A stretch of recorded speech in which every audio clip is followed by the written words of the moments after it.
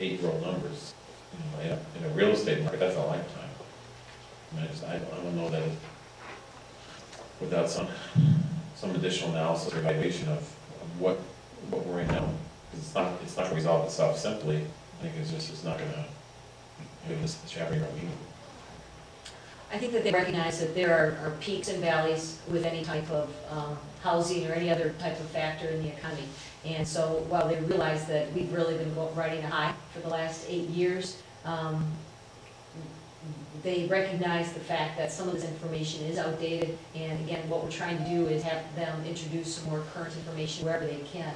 One of the other things that they've asked each community to do because of that is they've asked each community to pick a design year population, you know, from their low, intermediate to high population, and to pick a total housing unit count that you would like to target your community based on build-up. So we, in fact, are looking at that now, kind of moving backwards through the process. So in Pleasant Prairie, we are taking this information and refining it, looking at it specifically for us, and we can look at housing demand information and get more specific information in Pleasant Prairie. We intend to do that over the next year. I think we do, because otherwise, you know, there are peaks and valleys, but the problem is, if you look back in the last 8 years, there is no valley. Right. It's just constantly increasing, and if the report stops there, and the valley's coming, you know, we don't have any indicator of the breadth and scope of how deep that valley is going to be. And I mean, to me, if we do housing demand and we stop at 2000, and any information going forward, it's especially in Kenosha County, it's a whole different world. What we've seen over the last 8 years, and we can do that in our plan, but I think as far as the county's comprehensive plan, Rocco can tell you about, you know, everything out west. It's to assume that, you know, we're not going to address, you know, what we're dealing with now in the plan. It just kind of strikes the validity of it. Well, they are making some assumptions as I'm looking at this list. For example, household size. In Pleasant Prairie right now, our persons per household is 2.73 based on the 2000 census. And they are projecting that that number is actually going to start going down right after the end of the decade.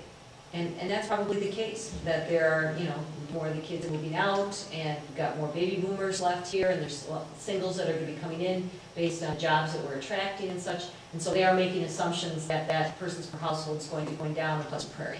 With respect to affordability information, we have better, more current information, 2006, for population's income, persons per capita income. We have newer information that Rocco provided on the cost of housing, the rent of housing. So we do have some things that we're using and projecting, and they actually did project some information to 2006. So not all of the data is going to be available to us, but some of it is, as you go through the chapter, some is projected to 2006. One of the other things is specialized housing facilities, what we have today and what we're going to need to have based on the projection of baby boomers and others over the age 65. I think we determined that we're going to increase by 17,000 people over the age 65 by that year. So we know that we need to make sure that we deal with specialized types of housing that address the needs of the aging population. So I mean, you have to kind of look at it from a global perspective, that there's a lot of things that we do need to look at, not just the numbers, because we just face value look at some of the numbers, they just don't make sense anymore, because we're just so far removed from that. When this report was compiled, we had a number of rental units. Was Meadowlands involved in it? And that's going to disappear in favor of single-family ownership. Right, and we mentioned that, I mentioned that to them on Tuesday, and the fact that our vacancy rate for rental properties fell right within the guidelines. But now we have very little rental property available, so that's something that we will need to look at a little bit more closely. They also didn't really acknowledge condominium units or manufactured housing the way that we would like to see them reflected, and they've now changed and added tables and additional documentation because we seem to have a lot more of those types now that there's been these 2 project conversions. So from our standpoint, again, those aren't rental properties, and they would probably say at the conclusion that we need to have greater rental in the village or in the area.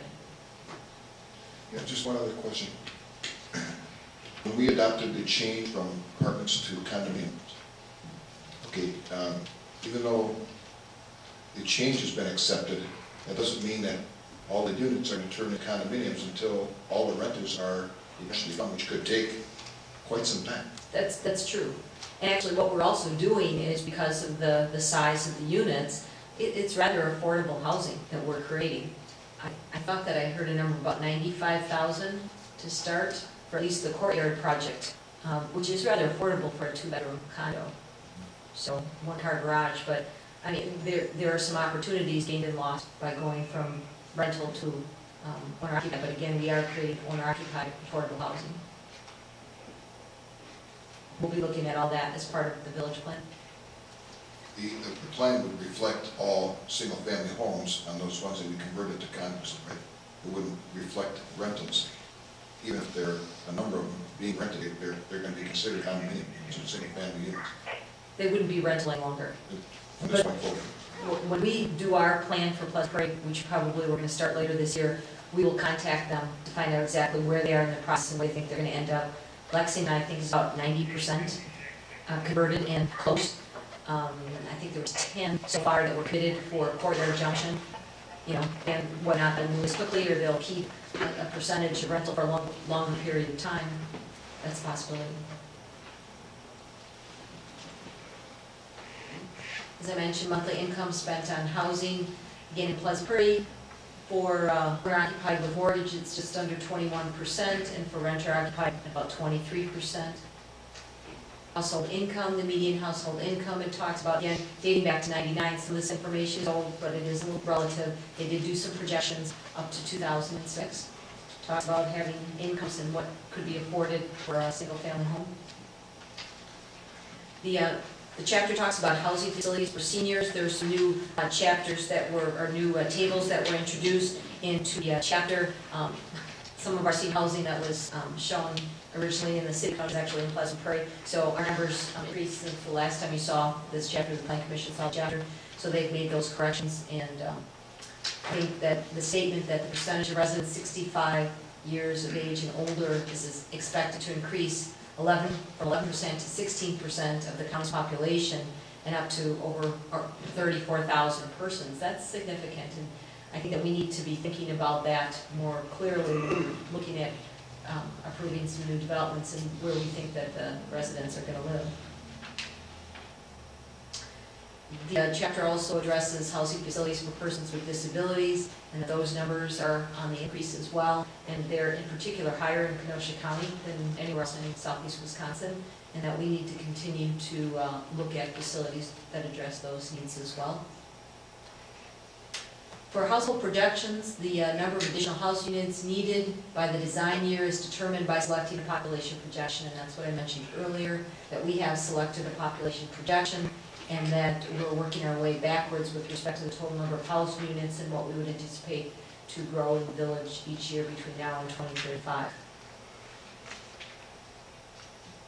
Part 2 of the chapter talks about housing programs for Kenosha County and all the different types of government-sponsored programs that are available and funding that is available from the federal government and the state government. Goes into great detail of all those programs. Part 3 is the community policies and regulations affecting the provisions of housing. It talks about the details of all the different zoning districts for all the communities in Kenosha County. In particular, there's a table in there that talks about the village of Pleasant Prairie and what each of our districts allow for, and the sizes, and what type of neighborhoods that this density will encourage. And the final part is the housing goals, objectives, policies, and programs. It sets forth the policies and the steps and actions, as well as the goals and objectives to accomplish this housing element section. The specific housing issues that have been identified is the supply, quality, cost, addressing the needs of aging and disabled population, household size,